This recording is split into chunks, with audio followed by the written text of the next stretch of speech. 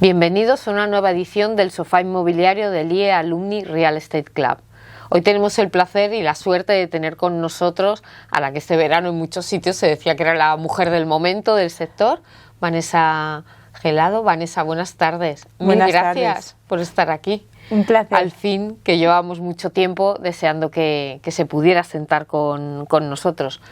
Vanessa es Head of Hines de España y Portugal, pero eso es lo que todos sabemos, ¿no? En el sector, por la prensa, pero me encantaría que tú fueras quien nos contaras quién es Vanessa, ¿no? ¿Cuál es su trayectoria? ¿Qué te ha traído hasta estar en un puesto tan relevante? ¿Pasos personales?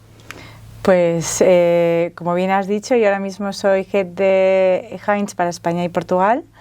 Llevo en Hines desde el 2019, que es cuando empecé en este rol, primero solo para Hines España, y este es el año en el que hemos dado el salto a Portugal, así que muy contentos. Yo estoy felizmente casada, llevo ya 18 años, madre de 3 hijos, así que bueno, no me aburro nada, como podrás comprender. Yo estudié Administración y Dirección de Empresas en ICADE, en E2, y luego hice un máster, un MBA en Estados Unidos, en Columbia Business School. Pues estuve 2 años en Nueva York, fantásticos. Sí, estupendos, muy divertidos, la verdad.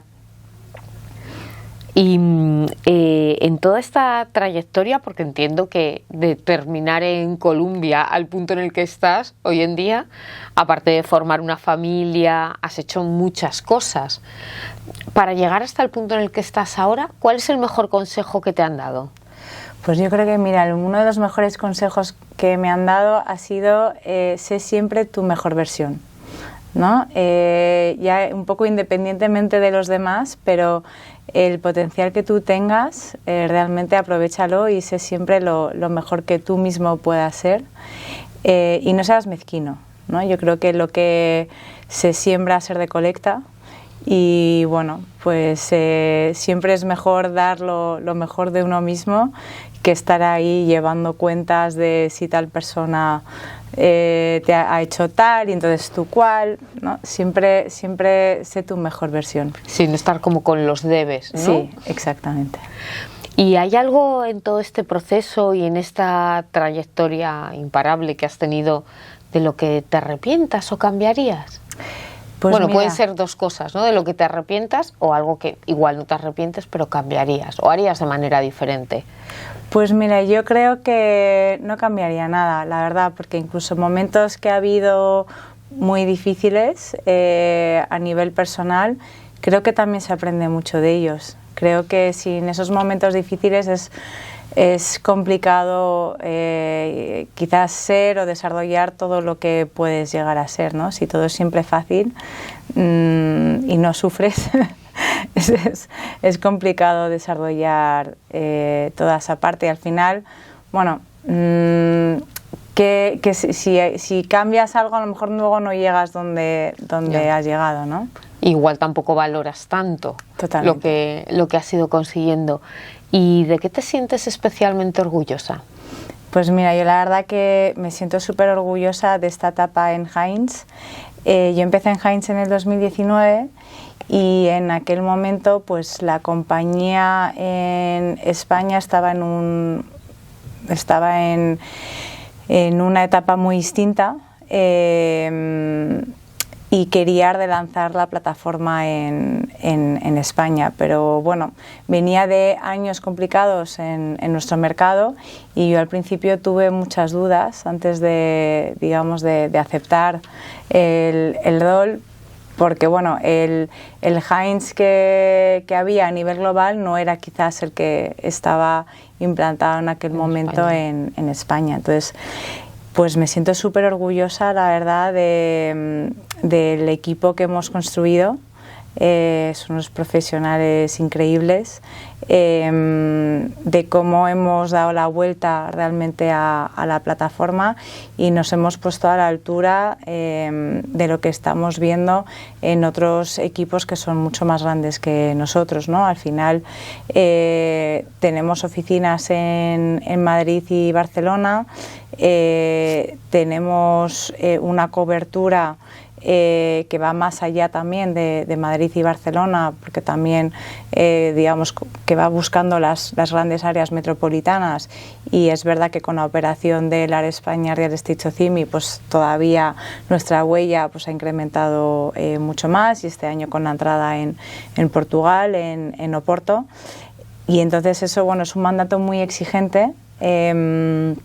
Y ha habido mucho trabajo de reposicionamiento de marca en el mercado, de reconstrucción del equipo, de realmente ser capaces de hacer, desde luego, los 4 sectores fundamentales, o sea, a día de hoy nuestra cartera, que son más de 2.000 millones de euros, pues hacemos logística, hacemos living, hacemos retail, hacemos oficinas, tenemos hasta un pequeño hotel. Entonces realmente eso es un mandato hiper exigente, ¿no? Yo cuando llegué teníamos activos bajo gestión pues que estaban en torno a los 500 millones de euros, y ahora hemos multiplicado por 4, o sea, estamos por encima de los 2.000, ¿no? En un espacio muy corto de tiempo, y todavía nos queda mucho juego por delante. O sea, yo cuando veo España en el contexto europeo, que somos la 4ª economía de la huella europea, y a día de hoy nosotros en el mundo de Heinz europeo no somos los 4º, entonces, pero queremos seguir creciendo y seguir haciéndolo bien. Bueno, siguiente objetivo, entonces. Sí, efectivamente. Y antes hablabas de este valor de ser tu mejor versión, ¿no? Lo que linka perfectamente por una pregunta que, dado en la casa en la que estamos, en el Instituto de Empresa, que es referencia en cuanto a formación. Tú eres profesora en el IEM. A los valores de tenacidad, de esfuerzo, ¿qué importancia crees que tienen? Y luego ya yendo un paso más adelante, ¿no? ¿Qué importancia crees que tiene la formación y la formación específica en el sector? Sí. A la hora de que lo veas tú en la gente que te vas encontrando en tu trayectoria profesional, pero también a la hora de construir equipos y de fichar talento. Pues mira, yo te apuntaría varias cosas. O sea, por un lado, el sector inmobiliario ha crecido mucho, se ha consolidado mucho, ha madurado mucho, ¿no? Y ahora está llegando a un nivel de sofisticación muy importante. Entonces, para hacerlo bien, necesitas tener una visión holística y 360 del negocio, porque si no es imposible que lo hagas bien, ¿no? Entonces, en eso la formación es súper importante. O sea, tú, independientemente de la rúbrica o de la función que tengas dentro del sector, necesitas tener un entendimiento realmente de qué es lo que hace que un activo inmobiliario tenga valor, ¿no? Entonces, pues bueno, pues un técnico, un arquitecto necesita entender que se tienen que hacer activos para una determinada función, que es tener usuarios que te paguen unas rentas que generen valor, ¿no? Entonces, si no entiende un poco toda la cadena de valor, es muy importante.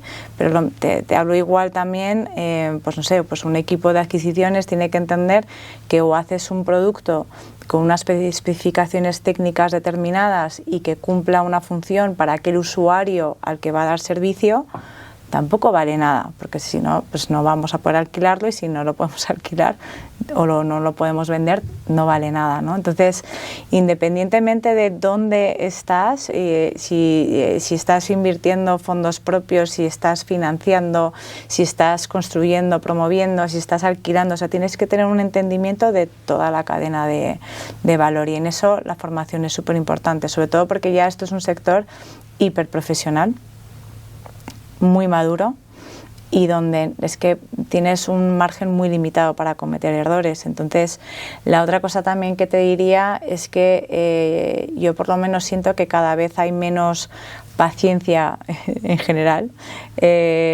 a todos los niveles, ¿no? Entonces, nosotros, por ejemplo, nos hemos dado cuenta que desgraciadamente estamos un poco obligados a incorporar a gente ya que sabe muy bien lo que está haciendo, porque incluso nuestra propia organización en interno tiene muy poca paciencia con gente que no sabe y no quiere dedicarle tiempo a formar y a que alguien pues a lo mejor pueda cometer un error, entonces hay que revisarlo, entonces tiene que volver. O sea, hay que actuar muy rápido, el ritmo es muy, muy intenso y no hay paciencia, entonces estás obligado a, por lo menos nosotros, a coger a gente que tenga un nivel de formación y de experiencia de un nivel bastante alto.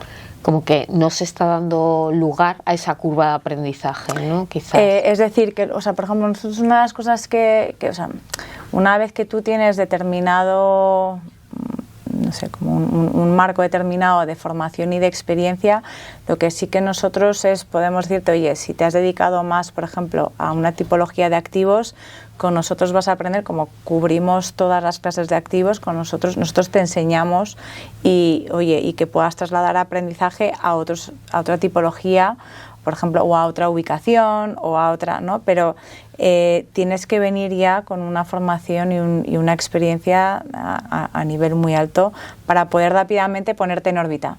No sé cómo decirte. ¿Y cómo aplicas esto cuando tienes que fichar nuevo talento, más allá de pedirles obviamente que partan de un nivel muy alto?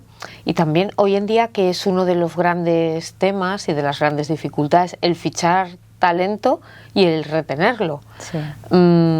Pero también lo comentábamos aquí muchas veces en los sofás, que muchas veces depende de cuál sea la percepción de talento para cada uno.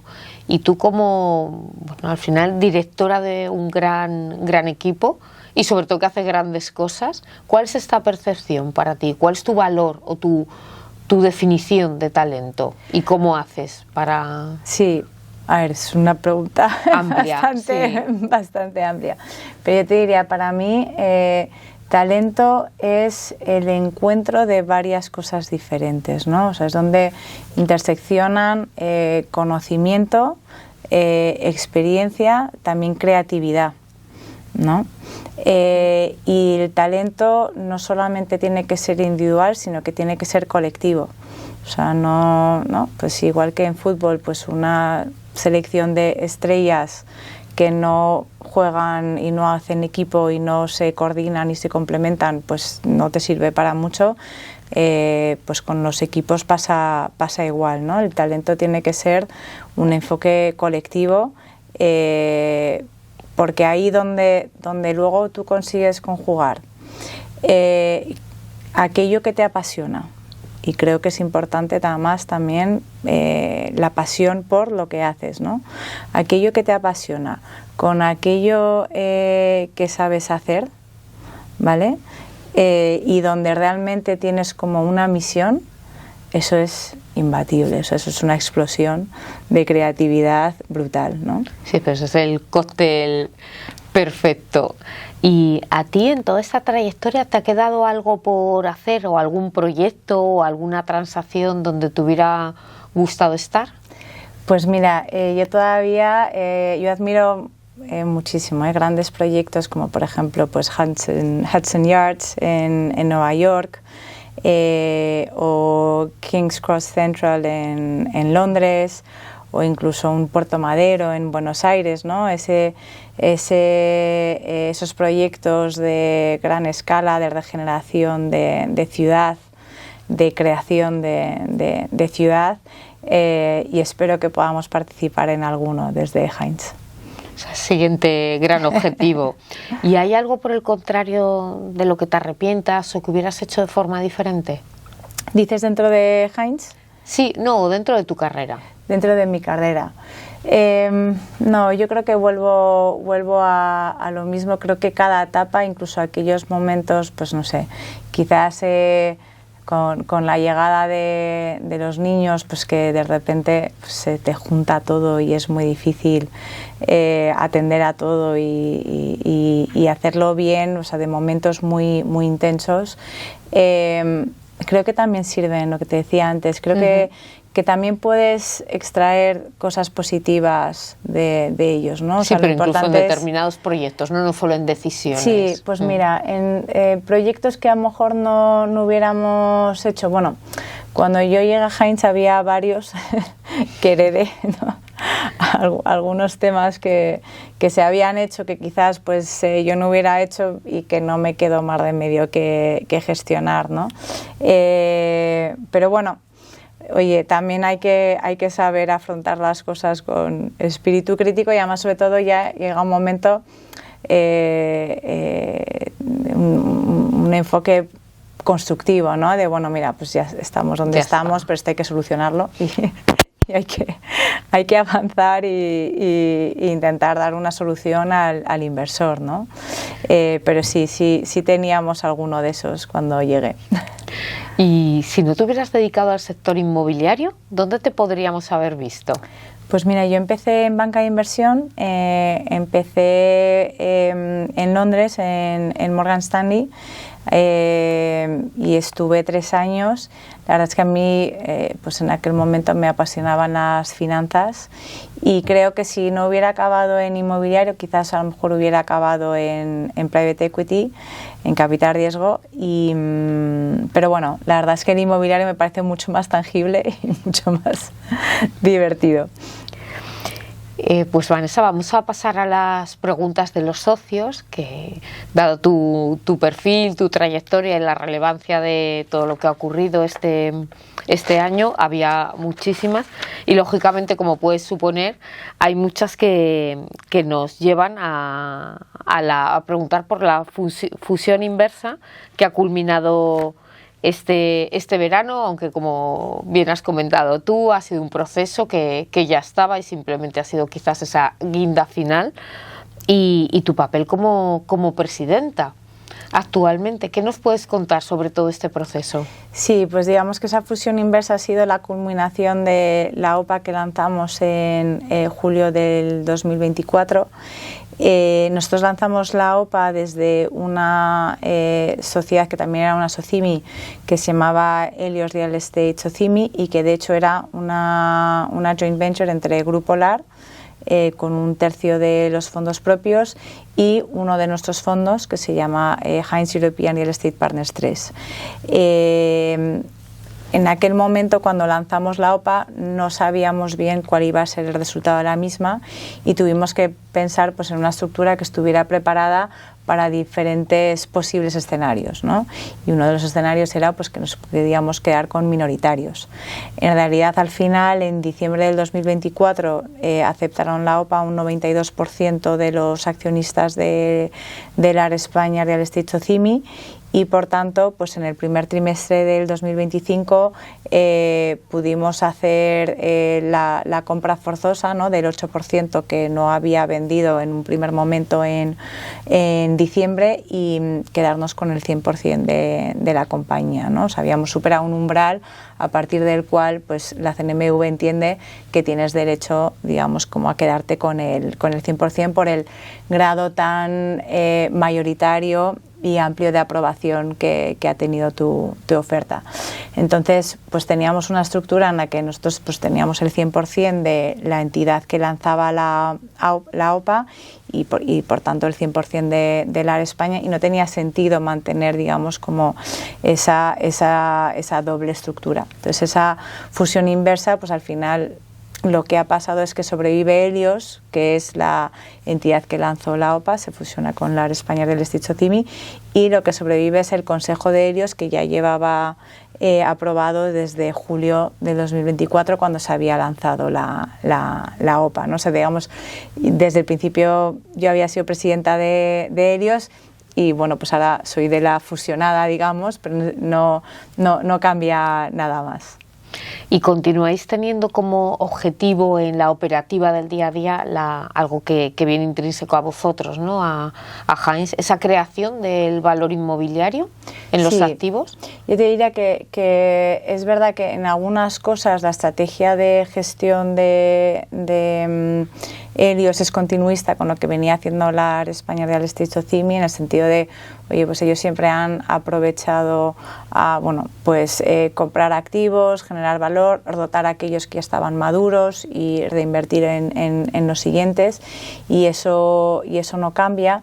Pero nosotros, con una óptica más de mercado privado, hemos incrementado sustancialmente el endeudamiento de la sociedad, que era algo que ya advertimos en su día en el folleto de la OPAS. Al final, la España en julio del 2024 pues tenía un apalancamiento neto inferior al 40% sobre el valor de los activos, y ahora estamos en un 60%, ¿no? Nosotros lanzamos la OPA con una financiación puente y en junio de este año ya hemos refinanciado, ya tenemos un préstamo hipotecario más normal, digamos, a 5 años, y ya vivimos también mucho más tranquilos después de haber refinanciado toda esa financiación puente. Pero es verdad pues eso, que ha incrementado bastante sustancialmente el apalancamiento.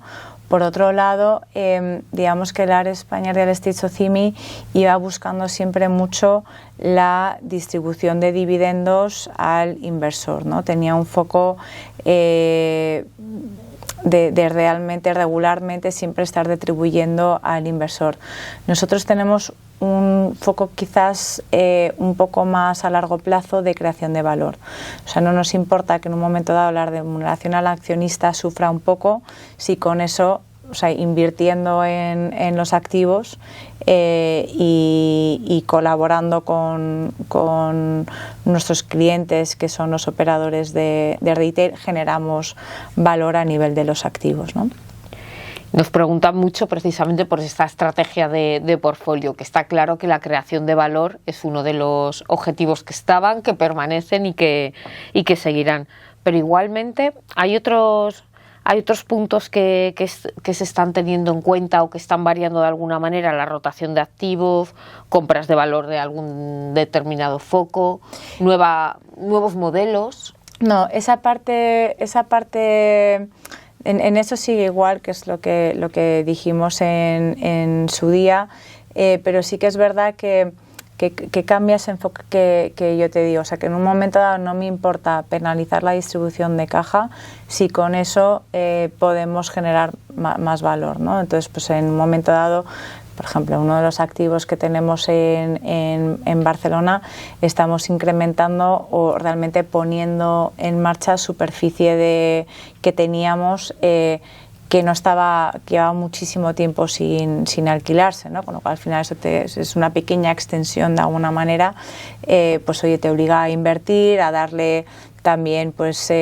unas determinadas condiciones a los operadores que van a coger todo ese nuevo espacio, y no nos importa si eso viene luego con esa contribución a una mayor generación de valor que antes. Sí, nuevamente el foco es claro y es el mismo, y es lo que subyace detrás de todo. ¿Y qué ha supuesto para ti a nivel personal todo este proceso?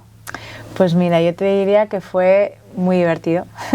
Es que tengo que utilizar la palabra, fue muy intenso, porque al final una operación, una OPA, la tienes que trabajar y son muchísimas horas bajo confidencialidad total y absoluta, con lo cual pues tiene muchísima complejidad.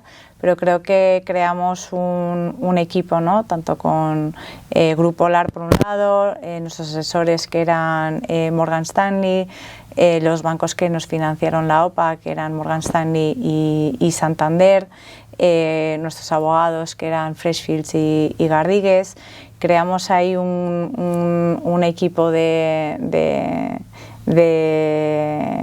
batalla chulísimo, muy, muy divertido. Yo hacía mucho tiempo, pues obviamente, que no había hecho M&A o que no había hecho operaciones corporativas a este nivel, y la verdad que ha sido una gozada. Ha sido muy intenso, pero pero realmente creo que creció muchísimo como profesional y realmente pues lo curioso es que de alguna manera nosotros hemos acabado haciendo la operación del AR España, que ha sido un éxito, pero viene de 2 fracasos. O sea, nosotros hemos acabado aquí por haber fallado en 2 situaciones muy concretas anteriores, pero que nos permitieron hacer los deberes y poder luego afrontar una operación como la del AR España, ¿no? Ya en el 2022 nosotros empezamos a detectar que lo que pensaban los mercados de capitales de lo que era el sector de centros comerciales y parques de medianas tenía poco que ver con la realidad operativa de lo que estaba pasando a nivel de los activos, ¿no? O sea, que estábamos viendo que pues ya pasado ese momento de COVID tan difícil, pues que la gente volvía, que la gente compraba y compraba mucho más casi que antes, y que realmente pues tenías ocupaciones altas, tenías unas tasas de esfuerzo súper razonables, crecimiento de fútbol, crecimiento de ventas, que no tiene nada que ver con lo que pensaba el mercado en general del sector, ¿no? Y entonces ya en el 2022 empezamos a dedicarle muchísimo tiempo y a finales del 23 pues estábamos intentando comprar un activo muy relevante aquí en Madrid y medalla de plata. Perdimos, ¿no? Y eso fue demoledor. Por otro lado, también estuvimos, antes del AR España, estuvimos dedicándole bastante tiempo a otra SOCIMI, en este caso en el sector de las oficinas, y a entender, de hecho, cómo se lanzaba una OPA, ¿no? Cuáles eran los pasos, cuáles eran los tiempos, cuáles eran los procesos que tenías que hacer, cómo eran las aprobaciones, ¿no? a nivel de la CNMV, a nivel de competencia, a nivel de inversión extranjera directa, o sea, porque bueno, pues tiene su cosita, ¿no? Y bueno, pues en esa otra pues también fallamos, o sea, se lo llevó otro inversor, pero juntamos el aprendizaje, ¿no? de ambos fracasos, digamos, y de ahí nace Helios. Pues toda una experiencia y todo un proceso. Yo creo que es relevante lo que cuentas, porque otra de las cosas que nos han preguntado bastantes personas es cuánto tiempo lleva orquestar una operación así, y quizás los tiempos vienen del backup anterior, claro, ¿no? de trayectoria. En este caso te diré que nosotros empezamos a trabajar concretamente en la operación del AR España en noviembre del 2023. Es la primera vez que hablamos de ello con Morgan Stanley, y al final lanzamos la OPA a principios de julio del 2024. Entonces, en realidad, en tiempos pues fueron un poco menos de 8 meses, pero creo que si no hubiéramos hecho todo ese trabajo previo nos hubiera llevado mucho más. También yo creo que eso fue un poco el hecho de que fuera relativamente rápido, una de las primeras razones por las cuales se mantuvo la confidencialidad hasta el último momento. O sea, es que no hubo o sea, no salió nada en prensa hasta que nosotros mismos anunciamos, ¿no? Lo cual, pues no sé, desde que hemos hecho esta operación nos sacan todo. Yo no sé cómo, no sé qué pasa. Debe haber pocas cosas de las que hablar, porque nos sacan todo. ¿Y qué impacto te gustaría dejar a 10 años vista, tanto en el sector como en la propia compañía? Pues mira, nuestra misión realmente a nivel global es ser el socio de inmobiliario, como que realmente seamos el socio de referencia inmobiliario para capital tanto institucional como de grandes patrimonios a nivel global, siendo un operador que estamos verticalmente integrados, ¿no? O sea, nosotros realmente a día de hoy desde el lanzamiento de un vehículo de inversión, ¿no? Y de captación de capital de terceros, o sea, ya sea de inversores institucionales como fondos de pensiones, fondos soberanos, aseguradoras, endowments o incluso grandes patrimonios, ¿no? Hasta luego el diseño de la estrategia de inversión y la ejecución de esa estrategia de inversión con la selección de los proyectos en concreto, ¿no? Y luego la gestión de todo el ciclo de esos proyectos, incluso llegando hasta el property, que en algunos casos también lo hacemos. Pues queremos ser como el socio de referencia a nivel global, ¿no? Y realmente es lo que aspiramos ser también, pues a nivel de Iberia, y creo que tenemos todavía camino por recorrer y crecimiento, ¿no? Por delante. Y si pudieras diseñar un activo ideal a medida de tu visión, no solo rentable sino significativo a nivel de, bueno, quizás dejar huella, ¿cómo sería ese deal o ese proyecto o ese espacio? Sí. Yo no sé si existe como un proyecto ideal. Quizás hay proyectos que te ilusionan más que otros, y te voy a hablar en concreto de uno de nuestros proyectos que está en Barcelona, que es Diagonal Vertical, que al final es una reforma de una torre que se hizo en los años 60. Y esos yo creo que son proyectos muy bonitos, porque son circulares, porque mantienes algo que se ha hecho en el pasado, pero adaptándolo a las necesidades actuales y del futuro, ¿no? Entonces, cuando tú puedes conjugar, ¿no? Pasado con futuro y realmente hacer algo, pues también, pues de nuevo, que no siempre hace falta promover de cero, o sea, que también en la propia rehabilitación de la huella que había existe de lo que ya está construido, son proyectos de enorme complejidad. Porque claro, o sea, las instalaciones de hoy no tienen nada que ver con lo que eran en el pasado, las fachadas, cómo generas energía, ¿sabes? No, cómo la consumes también para que sea de una determinada manera y sea sostenible. Bueno, pues esos son proyectos muy, muy bonitos. Sí, por el cambio de criterios que ha habido desde sostenibilidad, incluso valores de diseño. Y llevando de nuevo a tu punto más personal, ¿cómo logra organizarse una profesional como tú, con familia, estás en docencia también, con un cargo tan relevante, a un equipo internacional? ¿Cómo lo haces? Pues mira, yo creo que solo se puede hacer con mucho apoyo, el apoyo de mucha gente. Yo, para empezar, mi pareja, que es mi marido, mi referente, que me apoya muchísimo, y sin su apoyo pues sería obviamente muy difícil, ¿no?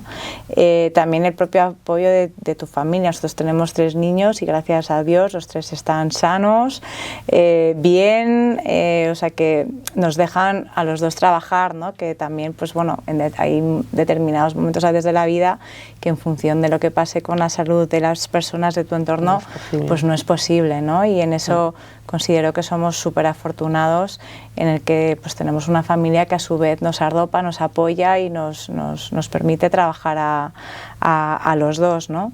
Y luego también te diría que el propio apoyo de tu organización, o sea, y sobre todo yo reflexionando en lo que ha sido la operación del AR España, que el AR España, desde luego en el ecosistema Heinz sale no porque a mí me parezca bien, sino que es que le tiene que parecer bien y apoyarlo un montón de gente en un montón de departamentos distintos, y llegando pues desde aquí, pasando por Londres y llegando a Houston. O sea que estás hablando desde el fondo que invirtió, o sea, el propio equipo de inversión del fondo, el comité de inversión, el Executive Committee, la familia. En nuestro caso, pues nosotros somos Heinz, es el nombre de una empresa, pero también es un apellido, ¿no? Entonces, desde un punto de vista de reputación, nosotros siempre miramos muchísimo pues que lo que hacemos que esté bien hecho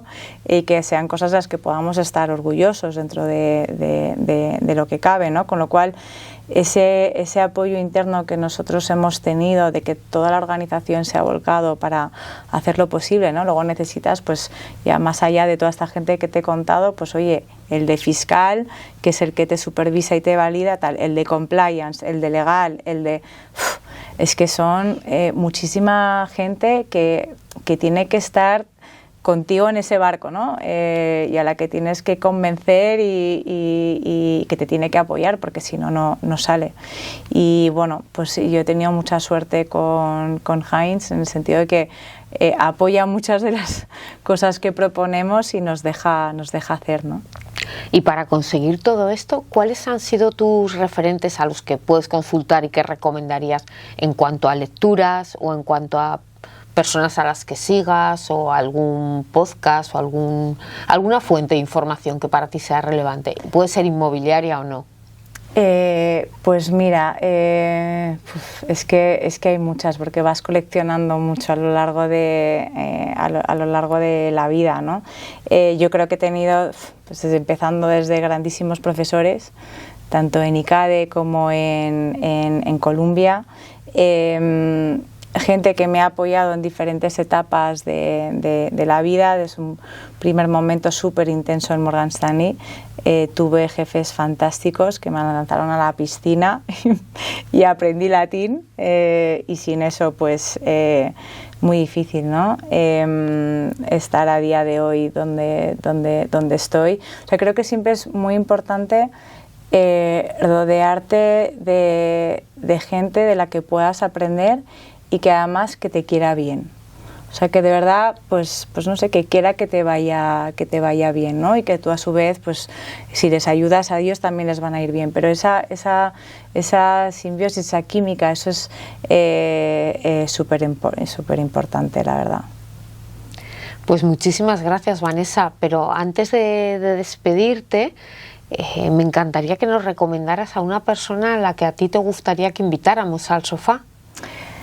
Uy, que no hayáis invitado ya. Que no hayamos invitado. Uf, es que esto va a ser un poco complicado. Es que yo creo que a muchas las habéis invitado ya. A ver, tiene que ser de inmobiliario también. Puede ser inmobiliario o igual puedes abrirnos la mente, algo que no lo sea. Que consideras que no es inmobiliario, pero que puede ser interesante para la gente del sector. ¿Y tiene que ser española? No tiene por qué. Próximamente vamos a tener un invitado que no es español, que va a ser nuestro primer sofá en inglés. Ah, mira, muy bien. Pues mira, yo te recomendaría, a ver si le pudiéramos traer bien a Alfonso Munk, que sabes que bueno, también está en Heinz ahora, es Co-Head Investment Management a nivel global, y en su día pues estuvo aquí basado en Madrid también bastante tiempo. Y si no, a nivel internacional también te recomendaría a alguien que yo admiro mucho, que se llama Michael Spies. Él llevaba, era co-head de Tishman Speyer a nivel europeo cuando yo estuve en Tishman, y ahora ha hecho un proceso pues desde que salió de Tishman de virar un poco hacia Venture Capital y emprendimiento, muy apasionante. Pues muchísimas gracias, Vanessa, por contarnos, por aportarnos ideas y por compartir con nosotros tu trayectoria y todo lo que habéis hecho en los últimos tiempos. Muchas gracias. Gracias.